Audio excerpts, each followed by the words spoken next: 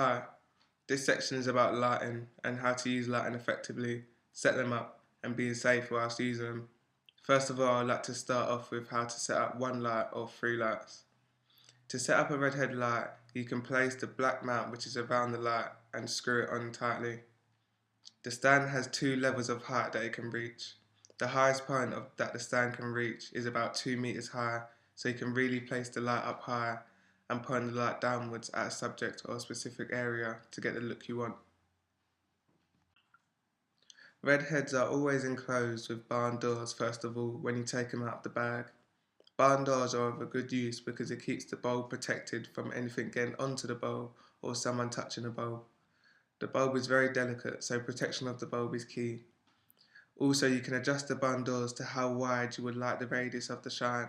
So, for example, the more open the barn doors, the bigger the area in which the light will shine. The more closed the barn doors, the narrower the beam of light will be.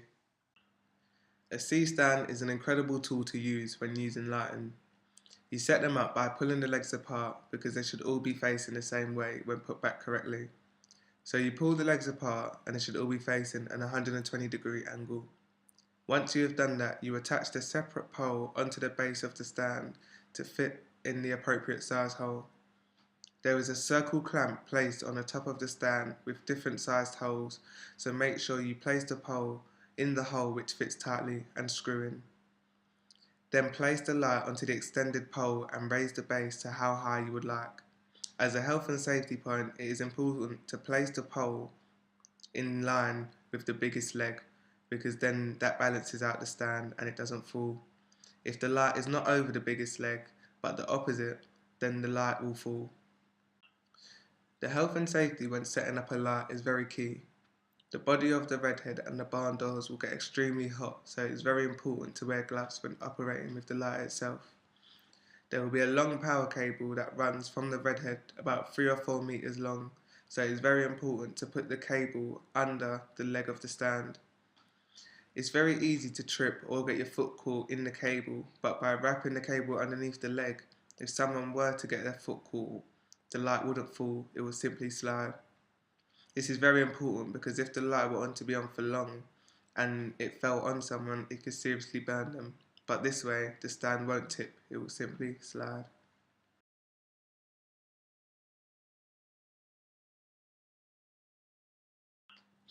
The setup for a camera is important for two reasons. One, the equipment may not function correctly if not set up right, and two, for the safety of the people around the equipment. So it is very important that these procedures are done correctly.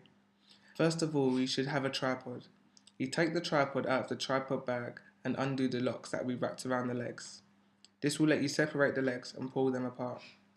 Next, you pull apart the legs, which should stand the tripod up, and it should have straight lines at the bottom of them attaching at the centre. The straps attaching at the centre should have circle screws in the middle, which should be tight. You can loosen these screws, which will stretch the tripod out double its size, but it will lower the tripod. This is good if you're trying to get low shots and still want to pan and tilt. You can adjust the height of the tripod to the level you want by undoing the locks, pulling it up and then locking it back. Make sure the clips are locked back when you have adjusted to the height you want to avoid the tripod from falling when the camera's on it. Another function that needs to be adjusted correctly to suit your needs is the arm of the tripod. Everyone is different in terms of the way you feel comfortable in tilting and panning the camera. It can be adjusted by unscrewing the screw in the centre of the arm. Not fully, but just enough so you can move it and turn it into the way that suits you. Then lock it back off. And now the camera, it should be ready to turn on. White balancing the camera is very important before you shoot anything. You white balance the camera by zooming into a white object, whether that be a white piece of paper or a white t-shirt, preferably a blank white piece of paper. Focus the image and then press the white balance button. On your camera it could say white balance, or it might be abbreviated as WB, but once you have pressed that, you can zoom back out again and your camera should be white. To get an accurate level, there is a spirit level appliance on the head of the tripod. You loosen the bottom of the head but don't unscrew fully and tighten it till the little bubble is within the black lines that it guides you with. This will help you because it allows you to tilt and pan accurately. Moving on to the plate for the camera. If it's not already attached, attach it to the head, which should be a slide and click motion. The camera should have a similar but smaller plate which slides into the plate on the head of the tripod. To know the camera is safely on the tripod, there are a few things you have to check. First, there is a little screw on the side of the plate. Make sure that it is tight. If it is loose, then it is likely that the camera will move when you move it on the tripod. And two, when you slide the camera into the plate, you should hear a little click, which means the red release button works and it is safely on. So make sure that you hear that click and the screw is screwed on tightly.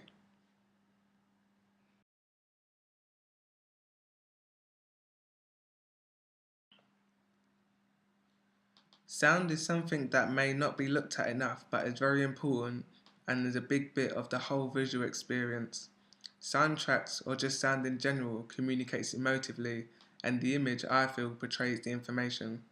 As a cinematographer, this is a rule that I stand by collectively when I video. It is always better to record sound through a microphone even though a lot of DSLRs can record sound on them. They pick up the sound on the cameras but it's not clear and fine as they are if you was to record through a microphone. Recording sound is simple as it sounds. It's simply a matter of pointing the microphone as close as you can without damaging or breaking the equipment. Let me break it down to you into steps.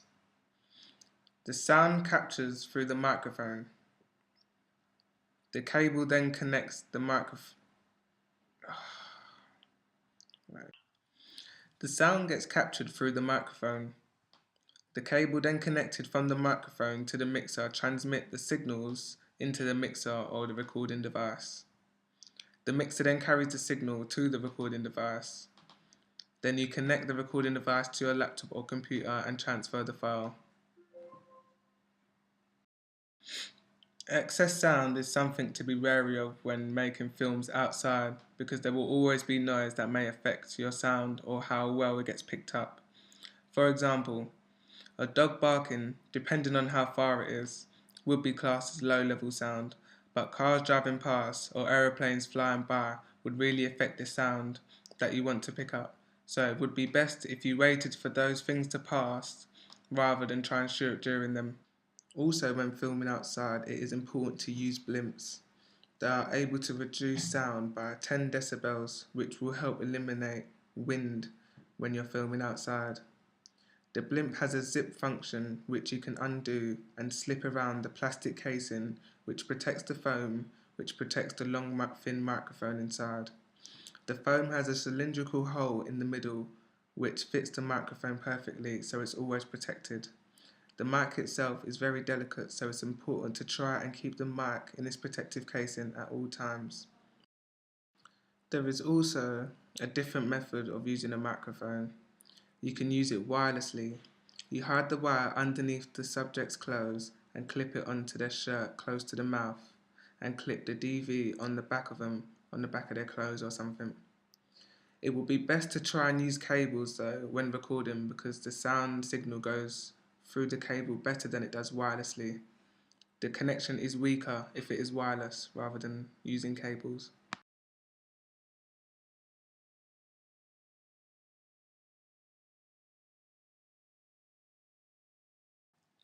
For film, there are a few main editing pieces of software to use. One is Adobe, which a lot of people use in the industry currently. Adobe brings out a lot of different versions and have bigger and better features every new version, so it is very current and up-to-date piece of software. Same goes to Adobe After Effects. Another well-known, but not used quite as much as Adobe is Final Cut Pro. In terms of layout, it has a lot of similarities, but Final Cut Pro is much more user-friendly rather than Adobe Premiere Pro. The import and export is not as complicated as Adobe either. Finally, an older but still used very much editing piece of software is Avid. But today, I'm going to talk about Premiere Pro. First of all, to import a clip or various clips into your sequence, you go to File, then press the import button, which should bring you to your desktop or your documents where your file should be. You just simply click the file or files you want to import and then click import at the bottom. To download multiple files at once, click Shift, then click on the files that you want to select. Once your files have been imported, it will then be in your project section in Premiere. You can make bins in your project section to organise your files if you've imported loads of videos or making scenes. Once your files are in the project section, it is then ready to drag and drop onto your timeline. This is what your timeline looks like. Once it is in your timeline, you can do a number of things to the clip, such as cut it, crop it, detach the audio from the video, change the speed duration of the clips, reverse the clip so it plays backwards, drag and drop effects, presets or transitions onto the clip, and keyframe it. So there is a number of things you can do to videos while it's on the timeline. The timeline is the basis of the video. It is where the length of time is shown to indicate how long in seconds and minutes your piece is, and has various channels to import a number of different sounds and video pieces to it. There is an Effects tab next to your Project tab, which lets you add pre-made effects and transitions to your piece to make it look better. For example, this is a crossfade.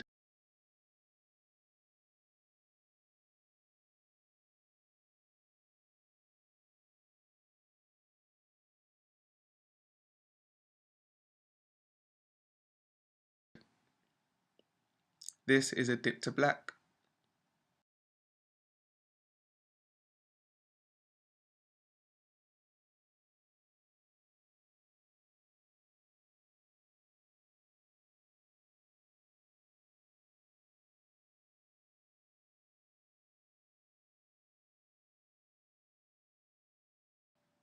Once you've finished your edit, you're now ready to export.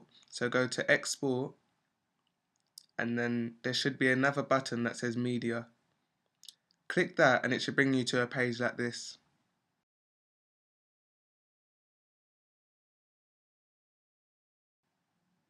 If you are not exporting for any specific reasons, then you check the information is correct and then click Export. Otherwise, you press Q, which should bring you to Adobe Encoder and a page like this.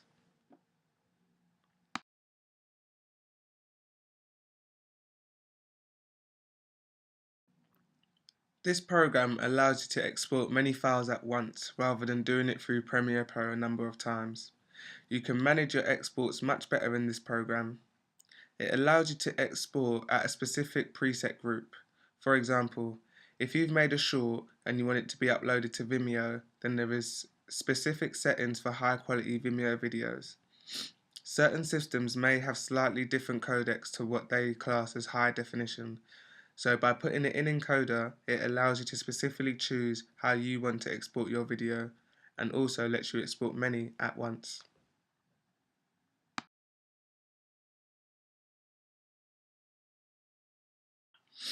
Histogram is an internal function on your camera that lets you know whether your shots are overexposed or underexposed. It allows you to gather exposure that looks on point rather than having a darker image or a lighter image. It's something to be aware of because although you can rectify exposure problems in post-production, it will make the image look better and more precise rather than having grainy images. The histogram chart looks like this.